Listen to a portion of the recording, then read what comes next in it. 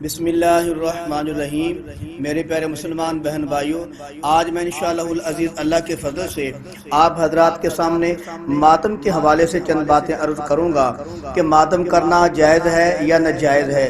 انشاءاللہ العزیز اللہ کے فضل سے قرآن و سنت سے یہ ثابت کروں گا کہ ماتم کرنا حرام ہے اور گناہ ہے۔ قرآن بھی کہتا ہے کہ ماتم نہ کریں بلکہ صبر کریں۔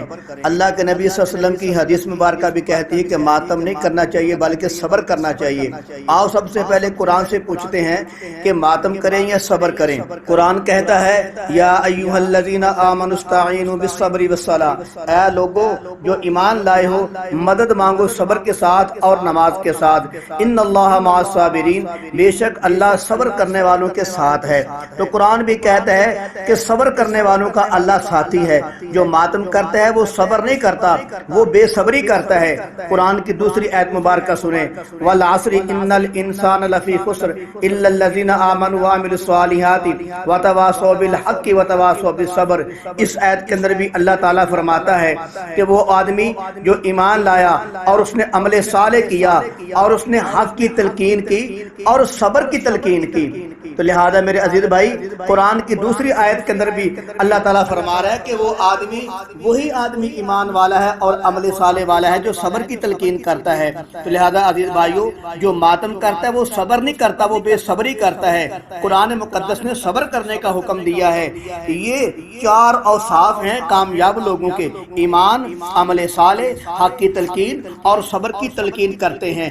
اہل سنت کی کتابوں سے 20 واقعات پیش کر سکتا ہوں کہ نبی کریم صلی اللہ علیہ وسلم نے پریشانی اور مصیبت کے وقت صبر کرنے کی تلقین کی ہے۔ اب میں آپ کو چند احادیث مبارکہ سے ثابت کرتا ہوں کہ نبی کریم صلی اللہ علیہ وسلم نے ماتم کرنے والوں کے بارے میں کیا فرمایا ہے۔ توجہ فرمائیں، نبی کریم صلی اللہ علیہ وسلم نے فرمایا جس پر بین کیا جاتا ہے، یعنی ماتم کیا جاتا ہے، اس پر بین کرنے کی وجہ سے عذاب ہوتا ہے۔ ایک اور حدیث مبارکہ کے اندر آتا ہے، نبی کریم صلی اللہ علیہ وسلم نے فرمایا وہ ہماری جماعت میں سے نہیں جو منہ اور سینہ پیٹے اور گریبان پھاڑے اور جاہلیت کی طرح ماتم کرے، وہ ہم میں سے نہیں ہے۔ تیسری حدیث مبارکہ سن لیجئے، نبی کریم صلی اللہ علیہ وسلم نے فرمایا بیان کرنے والے پر اور بیان سننے والے دونوں پر لعنت ہو۔ نبی کریم صلی اللہ علیہ وسلم نے بیان کرنے والے پر اور بیان سننے والے دونوں پر لعنت فرمائی ہے۔ چوتھی حدیث مبارکہ سن لیجئے، حضرت عبداللہ بن عباس فرماتے ہیں کہ جب حضرت زینب رضی اللہ تعالی عنہا فوت ہو گئی تو عورتیں رونے لگیں، تو حضرت عمر رضی اللہ عنہ ان کو کوڑے سے روکنے لگے۔ یہ دیکھ کر عمر رضی اللہ عنہ کو نبی کریم صلی اللہ علیہ وسلم نے پیچھے ہٹا لیا اور عورتوں کو اللہ کے نبی نے خود مخاطب کر کے فرمایا تم شیطان کی سی چیخو پکار سے بچو۔ پھر فرمایا جب غم آنکھ اور دل سے ہو تو اللہ کی جانب سے ہوتا ہے اور رحمت ہوتا ہے، اور جب ہاتھ اور زبان سے ہوتا ہے تو شیطان کی طرف سے ہوتا ہے۔ اب میں آپ کو شیعہ کتب کے چند حوالے دیتا ہوں۔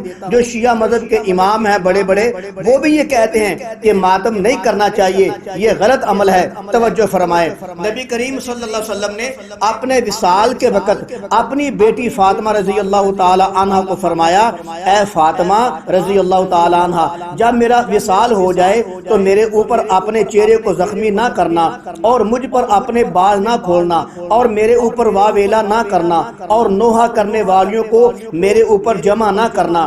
یہ جو کتاب کا میں نے حوالہ دینے لگا ہوں یہ شیعہ مصنف ہے، کتاب کا نام ہے الفروع من الکافی، مصنف محمد بن یعقوب الکلینی، جلد نمبر 5 صفحہ نمبر 1425 ہے۔ اب میں آپ کو ایک اور حدیث مبارکہ سناتا ہوں۔ نبی کریم صلی اللہ علیہ وسلم نے فتح مکہ کے دن عورتوں سے بیعت لیتے وقت فرمایا میرے ساتھ اس بات پر بیعت کرو، تم اپنے چہروں پر تماچے نہیں مارو گی اور اپنا چہرہ زخمی نہیں کرو گی اور اپنے بال نہیں نوچو گی، تم اپنے گریبان نہیں پھاڑو گی اور غم کے وقت کالے کپڑے نہیں پہنو گی اور واویلا نہیں کرو گی۔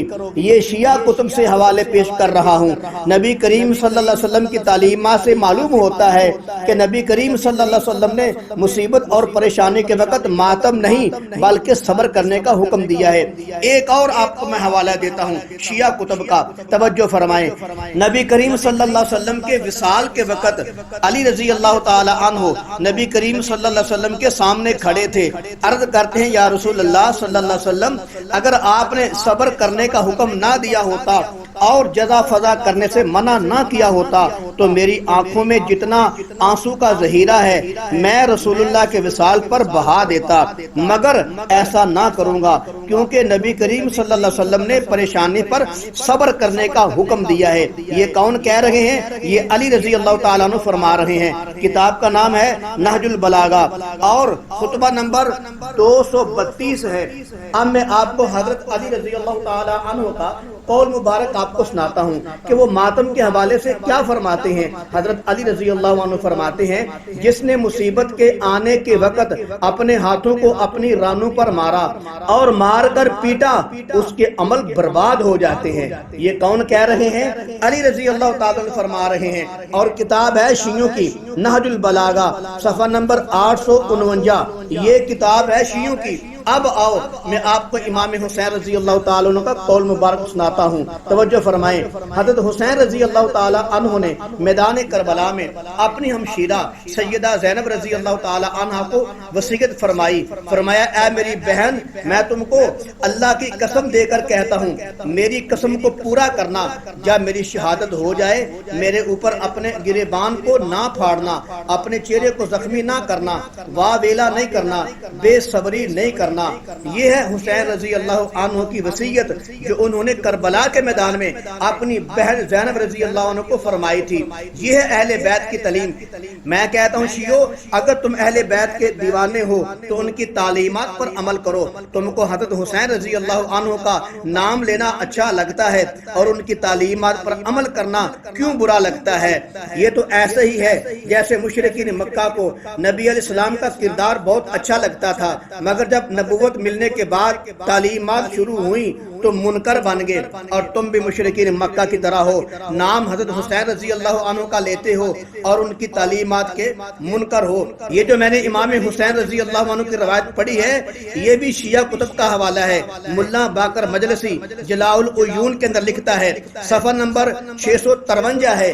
لہذا میرے عزیز بھائی اب میں آپ کو شیعہ کتب کے بھی حوالے دے رہا ہوں کہ وہ بھی اپنی کتابوں کے اندر لکھتے ہیں کہ علی رضی اللہ تعالی عنہ نے بھی ماتم کرنے سے منع فرمایا ہے، امام حسین رضی اللہ عنہ نے بھی ماتم کرنے سے منع فرمایا ہے۔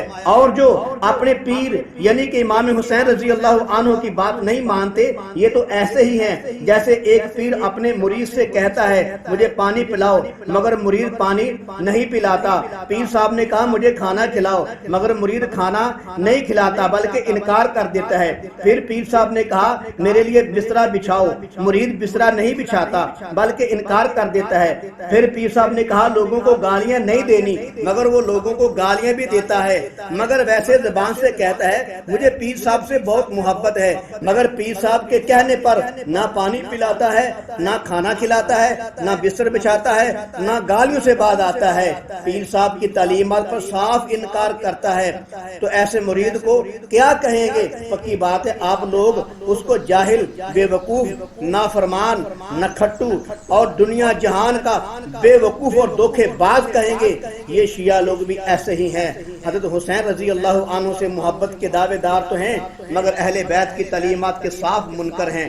اب میں آپ کو امام جعفر صادق رضی اللہ تعالیٰ عنہ کا قول سناتا ہوں کہ وہ ماتم کے حوالے سے کیا فرماتے ہیں۔ امام جعفر صادق رضی اللہ عنہ فرماتے ہیں صبر کا ایمان کے ساتھ وہ تعلق ہے جو سر کا جسم کے ساتھ ہے، جب سر چلا گیا تو جسم چلا گیا، ایسے ہی جب صبر چلا گیا تو ایمان چلا گیا، جب ایمان چلا گیا تو پکی بات ہے آدمی بے ایمان بن جاتا ہے۔ تو معلوم ہوا امام جعفر صادق رضی اللہ عنہ فرماتے ہیں کہ جو آدمی بے صبری کرتا ہے وہ آدمی بے ایمان ہوتا ہے۔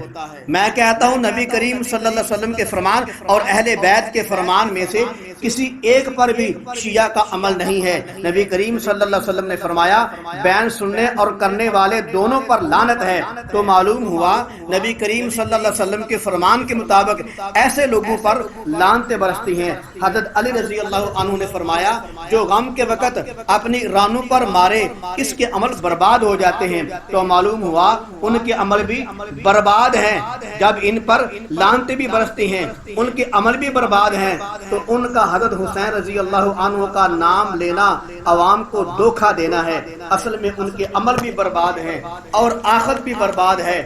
یہ ہم نہیں کہہ رہے، یہ نبی کریم صلی اللہ علیہ وسلم کا فرمان ہے اور اہل بیت کا فرمان ہے۔ امام جعفر صادق رضی اللہ عنہ فرماتے ہیں بے صبری سے آدمی کا ایمان چلا جاتا ہے، تو پھر یہ اپنے آپ کو مومن کس زبان سے کہتے ہیں؟